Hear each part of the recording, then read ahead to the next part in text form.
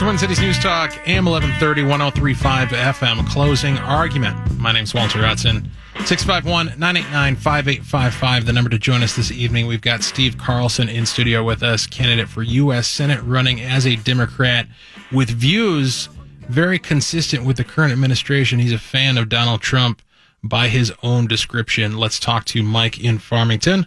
Welcome to the program.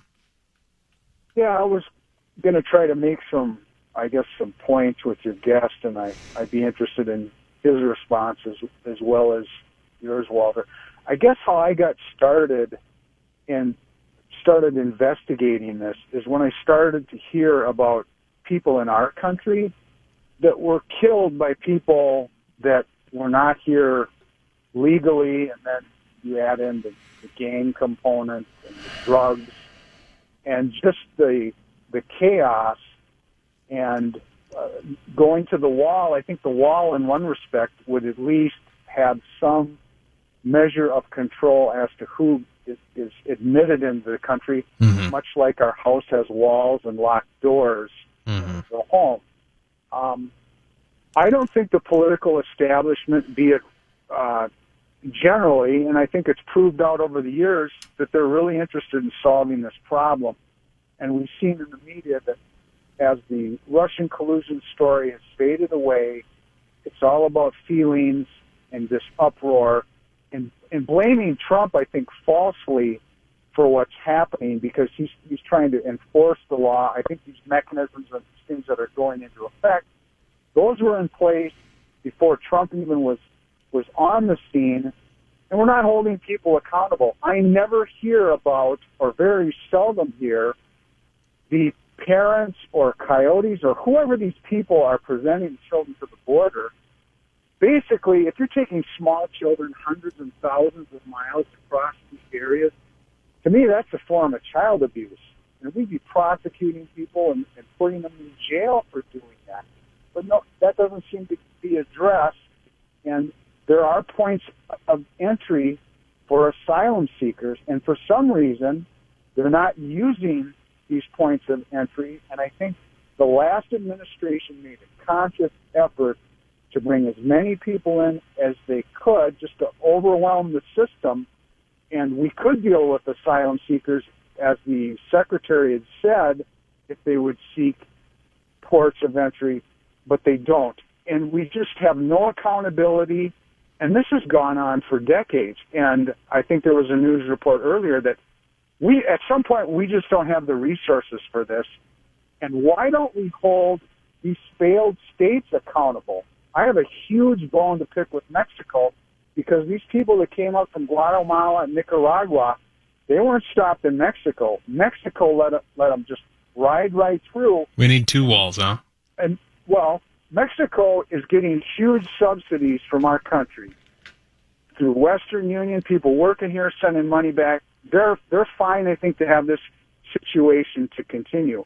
And, hey, all right, I'm all for legalizing drugs, just be like prohibition, but you know what? We've got a lot of people in this country, judges, DEA, a lot of people making money by keeping this thing going. No, I hear you on that. Let's let Steve Carlson respond. I appreciate your call, as always, Mike. Well, that was a oxymoron, I believe, holding failed states accountable. You can't hold a failed state accountable. And so, a little bit of history, but ever since our beginning as a country, people are talking about what a bad guy we are. I don't think we are. But we have been supporting democracy and democratic governments and independence from the other Western powers throughout Latin America, throughout its history. So that's what we need to do. We need to build Mexico up. We need to build these other Central American countries up. And I was going to mention my grandfather, Douglas Henderson, actually was a matador in all of those countries, and also a professional wrestler. Very colorful life he had. So I have actually relatives in Mexico. So I am totally relating to those people there. And we need to help them so they're no longer a failed state. Now, apart from that, everything Mike said is obvious and correct. And again, it's just like the immigration, it's a so-called ban thing. We need people to calm down and quit using this as a rhetorical device to drown out everybody else in the election with white noise during every election, which, by the way, you don't have debates. So all you have is all these screaming. So that's very well planned out by the Democrats. You have Keith Ellison doing it. You have Tom Perez doing it. They're trying to destroy Donald Trump as if he and Melania are some kind of, Boris and Natasha, kind of couple that's skated in here. It's ridiculous. And these are important issues, and the Mexican people deserve our concern, not only at the border, not only the children, but all of them.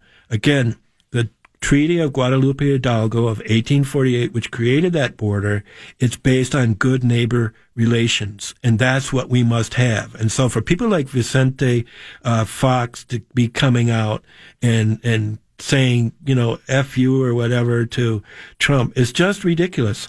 And the same with, but they can't deal with Trump because they'll get undercut if they deal honorably with Trump. Too many people will undercut them in Mexico. They won't be president anymore. So we need to it's sort of like Kim Jong-un in a way. We've got to kind of get along. All right, let's talk about dealing with other nations economically when we return. We'll talk about tariffs. Closing argument. My name is Walter Hudson. Steve Carlson in studio with